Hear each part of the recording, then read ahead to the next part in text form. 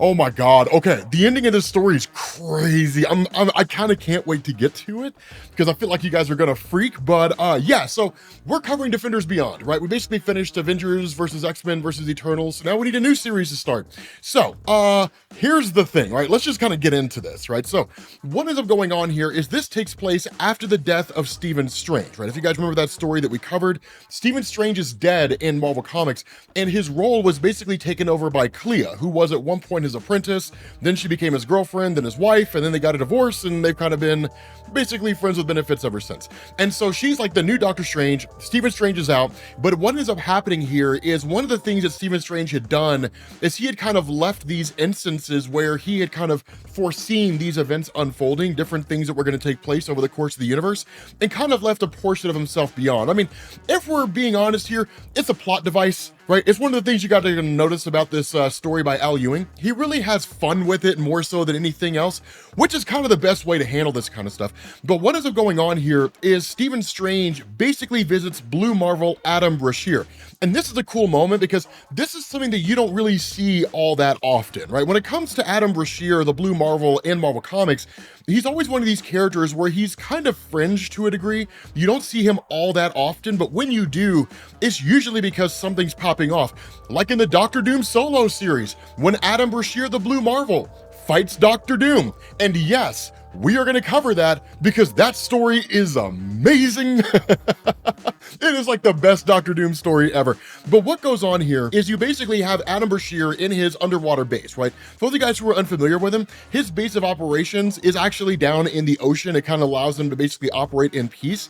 And he's met by what is in effect the spirit of Stephen Strange that basically starts presenting him tarot cards with the intention of basically bringing back the Defenders. Now, it wasn't always that way in Marvel Comics, right? The idea of like the tarot cards and the Defenders, that didn't become a thing until the 1990s. The original Defenders team was kind of a loose-knit coming together of superheroes for a particular purpose, and that was supposed to be it. It became so popular that Marvel actually kept it as an on-running series that went on for a long time. The Defenders was immensely popular when it was running in Marvel. Now, over time, the series became unpopular because basically writers, different writers just kind of screwed it up. But in the 2000s, Marvel tried to bring it back, and what they gave us was Doctor Strange's Secret Defenders. And so what Doctor Strange would do is that when there was some kind of a calamity, say for example, like Dormammu was coming back or something like that, he would just start drawing tarot cards and he would assemble a team. It was an amazing concept that was terribly executed. Doctor Strange would assemble a team that had like Wolverine and Spider-Man and like Cyclops and somebody else. I'm just arbitrarily drawing names here, but he would literally just assemble a team of characters that you would never expect to see team up, and they would go face a villain that you would never expect to see them face off against. It was great, and I absolutely loved it. But the thing about this is that this is where all that comes from. And so hitting up Adam Brashear, there are a few things that Adam Brashear takes note of. For example, Eternity Mask, right? The Eternity Mask is a really cool concept in Marvel Comics. The way this works is that the wearer of the Eternity Mask immediately has a level of power that matches whoever they're facing off against. So if like some random dude named Chris, who's literally just walking down the street, stumbles across the Eternity Mask, he could put it on, and then if he were to fight like Worldbreaker Hulk, he would immediately have as much power as Worldbreaker Hulk has. That would actually change based on how powerful the Worldbreaker Hulk becomes. If he faced off against Galactus, he would immediately be as powerful as Galactus. It really is just kind of a MacGuffin in comics, but it is cool. It's a really, really interesting thing. But immediately, one of the things to know is that Adam Brashear is a man of science. So when he's met by this kind of disembodied spirit in the form of an orb from Stephen Strange, it's like, hey, Blue Marvel, I need you for a magical mission.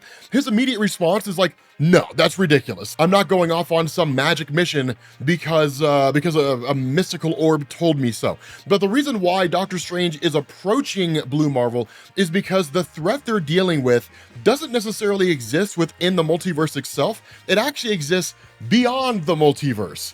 Beyond the multiverse. Hint, hint, nudge, nudge. Told you this story was going to be amazing. So here's what goes on, right? So literally what Doctor Strange says is, because of the various things that you faced off against, right? The first cosmos, which we'll cover all that stuff as we get further on into this, because all that comes back, man, right? The first firmament, the aspirants, the celestials, it all gets revisited here. This story's fantastic. God, I love this story so much. But he says, like, you face off against some of the most powerful beings in existence, right? Anti-Man Connor Sims, who basically just like demolished the Avengers. And when I say demolished, I mean, that doesn't even begin to tell it, right? Like, literally, this guy just KO'd the Avengers, like the most powerful Avengers, the Sentry, Carol Danvers, kind of, which is important. I guess she doesn't really matter, but like basically like he KO'd pretty much all the heavy hitters of the Avengers. Anti-Man was on a whole different level. And then he became the Herald of Galactus, which amped his power up even more. The guy could enter and leave the multiverse at will. It was crazy how powerful Connor Sims became. But like Adam Brashear's faced off against some major guys. And that's why he's here, right? That's why Stephen Strange approaches him. But again, a lot of this is really just kind of Adam Brashear blowing it all off and considering it to be ridiculous until he looks back at the deck of tarot cards and realizes a card has been flipped over beyond his will, meaning he didn't do it, somebody did, and the card seemed to have flipped on its own. And the reality is that it basically shows the dead body of America Chavez. Now, the reason why this matters is because when Al Ewing was writing the Ultimates, America Chavez was on that team. If you guys never saw, if you never read the Ultimates, we covered that. I'll have the playlist down in the description. Make sure you go check that out at the end of this video because the Ultimates is phenomenal. To give you guys perspective, in the first story arc of the Ultimates, the team, right, so like basically Blue Marvel, Black Panther, America Chavez, Spectrum, Monica Rambeau, Carol Danvers, America Chavez, like they all overpower Galactus in the first arc. It's kind of nuts. It's ridiculous. It only gets more insane from there. Like the Molecule Man comes back, who's ridiculously OP. It's a phenomenal story. But the thing about this is that you end up having him coming to this realization that there really is more going on here, which is really crazy because America Chavez pops up just at that point in time. Now, one of the things going on here is that America Chavez's powers aren't really what they used to be, meaning she can't really jump through realities the way she was able to before. That was covered in America Chavez Made in the USA. We're not going to cover that because that story sucks, but that's basically what goes on there, right? Like her powers are basically diminished. And so as a result of that, she literally hits up Adam Brashear for help, and Adam Brashear sends her away because realizing what's going on with like these tarot cards and magical prophecies, that if America Chavez stays with Adam Brashear, she's going to end up dying. But the truth about this is that once these events are set in motion, meaning once the cards are drawn, there's no way to undo it, right? Like everything is going to happen now. And that's when Adam Brashear starts looking through the cards and starts seeing Loki. He starts seeing Taaia, which is kind of crazy. And Loki and Taaia both show up, right? Now, Loki, for the most part, is a little bit of a nuance here. We'll explain him here in a second. What's going on with Taaia is she's basically the mother of Galactus. That happened during the events of the first Defenders run. We can cover it if you're interested, because I feel like some of you guys are kind of like, wait, what? The mother of Galactus? Yeah, like Galactus's mom, right? She basically joins up with the Defenders. It's kind of interesting. It's a little wonky. It's a really, really cool story. We just hadn't really covered it. For this version of Loki, this is actually a time-displaced Loki, and it goes back to the events of Secret Wars. So for those of you guys who are unfamiliar with that story, before Secret Wars actually happened, when Jonathan Hickman was writing Avengers: The New Avengers, Marvel actually had a series of other stories going at the same time, which was called Last Days. And it was basically, here's what's going on with different superheroes or different characters in the universe in like the days and weeks leading up to like the end of the multiverse, the collapse of everything, and like the start of Secret Wars. For the character of Loki, he was accompanied by a chick named Verity. She's not really important here. For the character of Loki, what had happened is that following the events of Siege on Asgard, when the Loki that we had always known had basically been killed, that version of Loki was reborn as what was basically the god of stories instead of the god of lies. He did have his own set of events that were going on. Honestly, that was probably the coolest version of Loki that we'd ever seen in Marvel Comics. He was literally going on missions to make up for all of his past misdeeds, which was cool. And so what ended up happening is that during the Last Days event, Loki ended up leaving and going outside the multiverse. And then once the Last Days story arc ended in Agents of Asgard, he basically opened a door to see what came next. Now, the intention at that point in time is it was basically him skipping everything. It was basically Loki saying, okay, he's skipping past Secret Wars, opening the door, and then going into the reborn multiverse. What Al Ewing did as part of Defenders is he said, actually, before Loki showed up after Secret Wars was over, he basically left. He ended up, going back to the universe that came before, and that's how Loki's here, right? That's why Loki's here at the moment. So it's really kind of a detour, right? So like you're in California, you're driving down to Florida to Disney World. Instead of going straight to Disney World, you stop and you go to Texas for whatever reason makes sense to nobody but yourself, because who the hell would want to go there? But you stop in Texas for a little bit. That's what this is, right? It's the equivalent of Loki making a side stop in Texas. And so what this team basically assembled, because everybody's here, that like literally the entire mission is kind of etched in stone. Like there's no way to undo this now, right? Like they're literally charted on this course, and a series of events outside of their control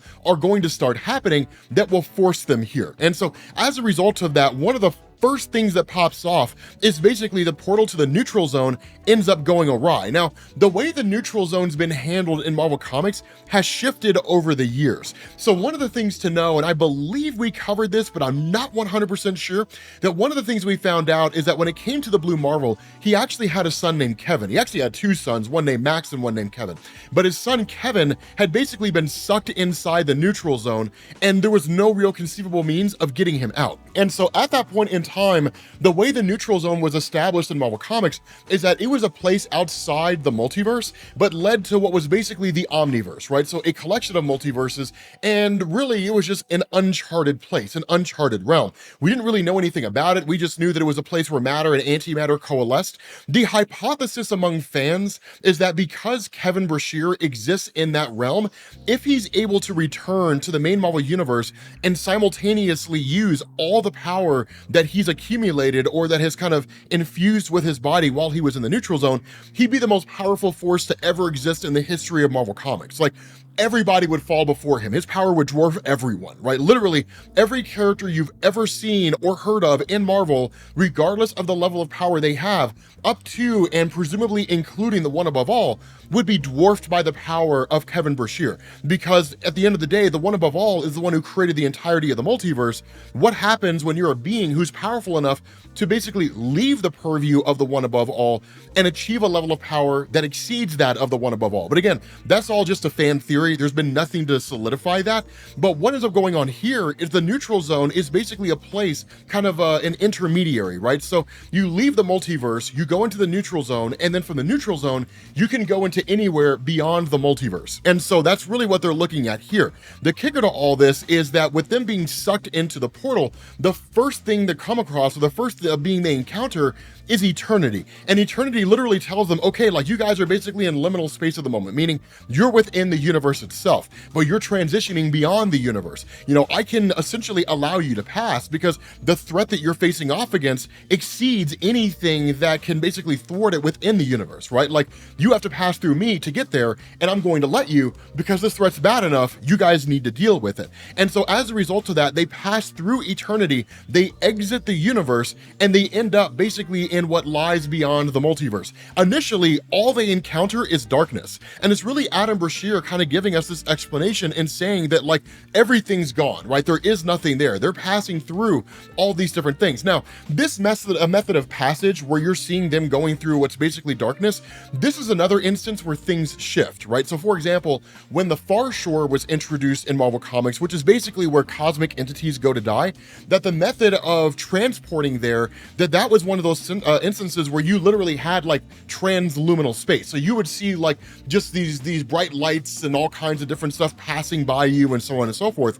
It was literally just kind of a combination of all kinds of crazy things, right? It's just bright lights and shapes and just sort of indiscernible stuff. And so having darkness here is just another way to show the same process, but just showing it in the form of darkness. It's a little weird, it's a little wonky, but it is a cool thing. But what goes on is that as Adam Brashear literally gives us this explanation, right? He's like, I don't know exactly what's happening here. I can't even see anything, so I don't even know where we are, right? We're literally flying through what is in effect space and time, and then eventually moving beyond it. And so he's like, is it happening now? Is it happening then? It's really more him just kind of talking to himself to a degree. And he even goes as far as to say, like, we're moving faster and faster, and then we're going faster yet again. The void of nothing flips on an invisible axis. We're crossing a threshold, coming in for a landing. Then there's a voice in the darkness. If I were a younger man, I'd think it was the voice of God. But I've been around for a minute. I know better than that. I know it's trouble. And the voice simply says, I am from beyond. That's right, ladies and gentlemen. That's right, ladies and gentlemen. Yes, ladies and gentlemen, the Beyonder has returned. And here's the thing. It's not even just the Beyonder who's returned. We'll find out in the next video that we do. It's the Beyonders. The race of Beyonders are back in Marvel Comics. And for those of you guys who were unfamiliar with this, the last time we saw the Beyonders, they killed the multiverse. So God only knows what's gonna happen next, but I will say this. You think Blue Marvel's been powerful so far? You haven't seen anything yet, because this guy gets to a whole new level of power that just defines the word broken. With that being said, guys, we're gonna bring this video to an end. We'll be back next week with more Defenders Beyond on Tuesday, and I will catch you all later. Peace.